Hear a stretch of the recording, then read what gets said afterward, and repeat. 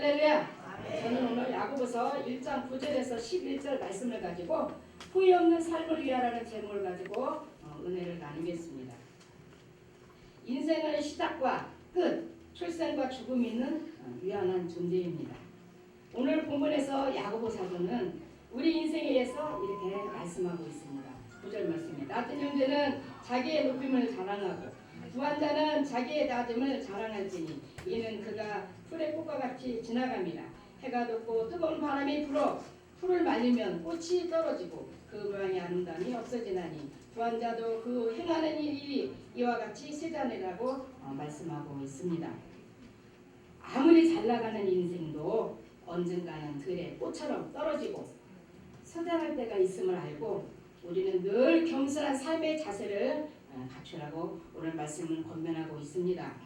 이사야 선지자도 말합니다. 6절 말씀에 말하는 자의 소리여 이르되 외치라 대답하되 내가 무엇이라 외치리까 하니 모든 육체는 풀이요 그의 모든 아름다움은 들의 꽃과 같으니 푸른 마르고 꽃은 시듬은 여호와의 기운이 그 위에 불미라. 이 백성은 실로 풀이로다. 푸른 마르고 꽃은 시드나 우리 하나님 말씀은 영원히 서리라고 이사야 40장 6절에서 8절을 말씀을 하고 있습니다. 자, 있을 때 잘해라는 가사입니다.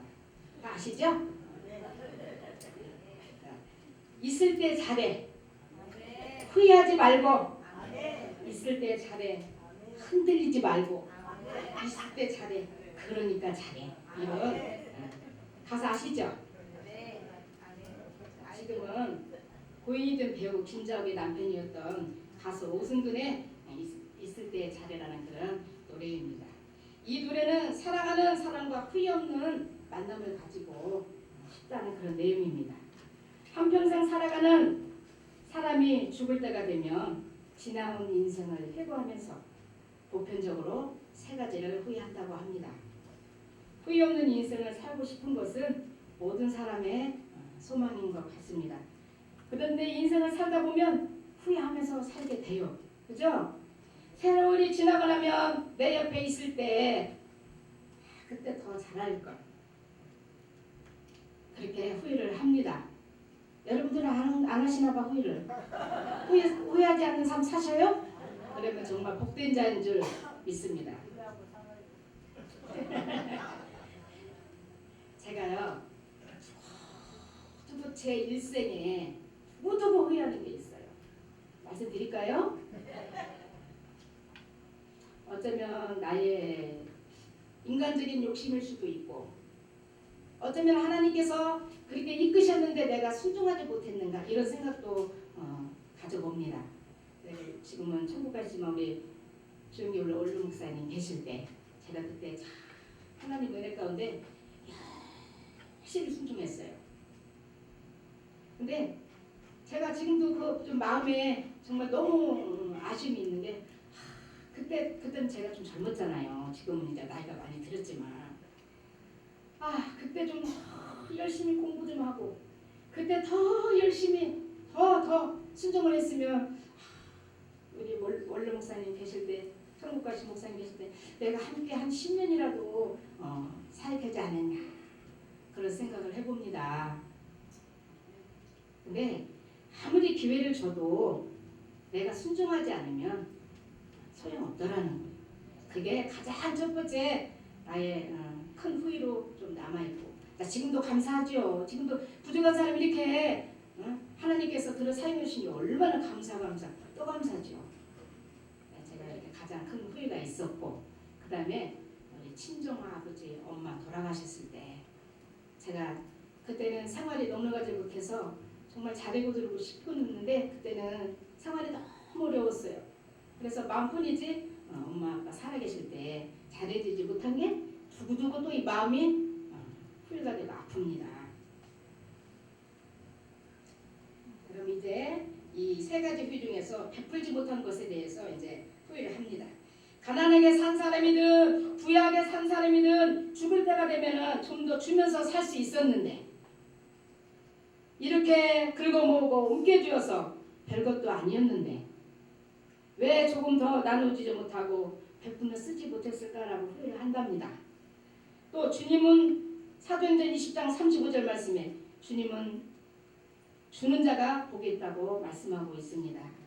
자, 두 번째로 참지 못한 것에 대한 후회라고 합니다. 우리 사람이 제일 못하는 것이 참지 못하고 기다리지 못하는 일들이 참 많이 있지요.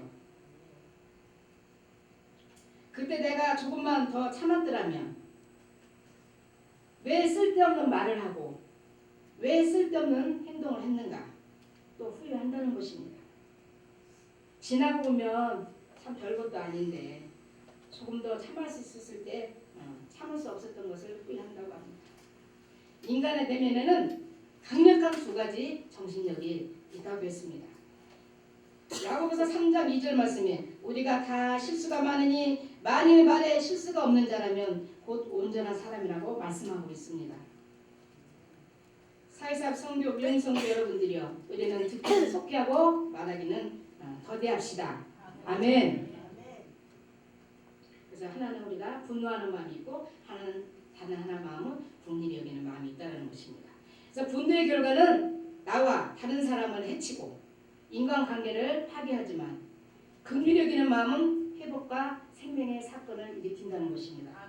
사람을 감동시키고 정복하고 승리하는 길은 긍휼히 여기는 마음, 불쌍히 여기는 마음, 이런 마음은 그런 마음에 있음에 기억하고 마귀에게 우리는 틈을 주지 말아야 합니다. 에베소 4장 26절 말씀에 분을 내어도 죄를 짓지 말며 해가 지도록 품지 말고 27절 마귀에게 틈을 주지 말라 이렇게 말씀하고 있습니다. 그래서 우리가 1분만 우리가 화를 내면 우리의 몸에 면역체계가 6시간이나 파괴된다고 합니다. 그래서 야고보서 사도가 교인들을 신앙생활을 유심히 살펴보니까 예수님을 믿는다는 사람들이 교회 안에서 시험에 들기도 하고 또 유혹에 빠지기도 하고 또 서로 시기도 하고 서로 다투기도 하고 교회 다니는 사람들은 기도도 열심히 하니까 시험에 들거나 유혹에 빠지는 그런 일이 없을 것 같은데 마음씨가 천사 같아서 서로 다투거나 얼굴 붉히기 그런 일이 없을 것 같은데 그런 일이 있다는 것입니다. 교회 안에서도. 그래서 야고보 사도가 그 원인을 한번 알아보니까 그것은 한마디로 욕심 때문이라는 거예요. 한마디로 말하면 욕심. 사실 우리는 구원이라는 가장 큰 선물을 받았습니다. 우리가 땅의 것을 바라보면 우리가 만족할 수 없지만 위의 것을 바라보고 항상 위의 것을 하나님을 바라보며 감사하며 우리 모두에게 주시는 은혜를 누리며 사는 저와 여러분들이 됩시다. 네. 세 번째로 좀 더 기쁘게 살지 못한 것에 대한 후회를 한다고 합니다. 왜 그렇게 빡빡하게 재미없게 살았던가? 왜 그렇게 짜증을 내고 어리석게 살았던가? 얼마든지 나에게 주어주신 기회를 기쁘게 살 수 있을 텐데 왜 그렇게 기쁘지 못하고 우리가 정말 빡빡하게 재미없게 살았던가? 그렇게 후회를 한다고 합니다. 자, 80평생을 살아오신 분들을 설문조사에 의하면 가장 하고 싶은 일이 무엇입니까? 이렇게 물어보니까 가장 하고 싶은 일이 이렇게 질문하니까 그때 왜 더 좀 더 도전하지 못했을까? 하나님이 많은 기회와 시간을 주셨는데 왜 그때 더 도전하지 못하고 하고 싶은 일을 못하고 도전하지 못했을까? 그런 아쉬움 답했다고 합니다. 그래서 야고보 사도는 말씀을 듣는 것도 귀한 일이지만 그 말씀을 실천할 때 하나님의 역사가 나타나고 우리의 삶에 놀라운 변화가 나타난다고 지금 강조하고 있습니다. 자, 말씀을 많이 들어도 우리가 말씀 많이 듣잖아요. 그죠? 진짜 우리 순복음교회만큼 말씀, 생명의 말씀, 능력의 말씀, 기적의 말씀, 응답의 말씀, 축복의 말씀은 진짜 우리가 말씀의 홍수 시대에 우리는 살아가고 있어요. 그렇지만 우리가 아무리 좋은 말씀을 들어도 우리가 실천하지 않으면 역사가 안 나타난다는 거예요. 그래서 말씀에 실천하지 않는 사람은 모래에 집을 짓는 사람과 같다고 했어요. 모래성은 비바람이 불고 바람이 불고 창수가 나면 어떻게 해요? 무너져 버려요. 우리 신앙도 마찬가지예요. 우리 신앙도 우리가 말씀에 굳게 서서 말씀 뜻대로 살려고 우리가 우리가 정말로 몸부림칠 때 우리 연약함을 아셔서 우리 성령께서 우리를 붙들어 주시면 우리가 신앙생활을 우리가 몇십 년 한다고 해도 내 뜻대로 하나님 말씀에 순종하지 않고 그렇게 신앙생활하면은 저와 여러분들은 모래성과 같은 지은 집을 우리가 신앙생활을 하고 있다라는 거예요. 그러나 말씀을 듣고 실천하는 자의 삶은 반석 위에다가 집을 짓는 것 같아서 비바람과 태풍이 아무리 불어와도 결코 무너지지 않고 요동하지 않으며 든든히 서 있게 됩니다. 우리는 약하죠. 나는 한없이 연약하고 부족하지만 내 안에 계시는 성령님을 인정하고 환영하고 의지하고 모셔드려서 우리가 매 순간 성령 하나님 인정하고 환영하고 의지하고 모셔드립니다. 우리 시간 한번 우리 성령님께 고백을 드리겠습니다. 성령님, 인정하고 환영하고 의지하고 모셔드립니다. 저를 도와주세요. 이렇게 기도해 보세요. 이렇게 성령님을 끊임없이 매 순간순간 우리가 할 수 없는 거 우리가 성령님을 모시고 기도하고 또 하나님 말씀에 순종할 때 반드시 우리 연약함을 하나님께서 채워주심을 믿습니다. 그래서 말씀에 순종하는 저와 여러분들이 되시길 예수님의 이름으로 축복합니다. 아멘.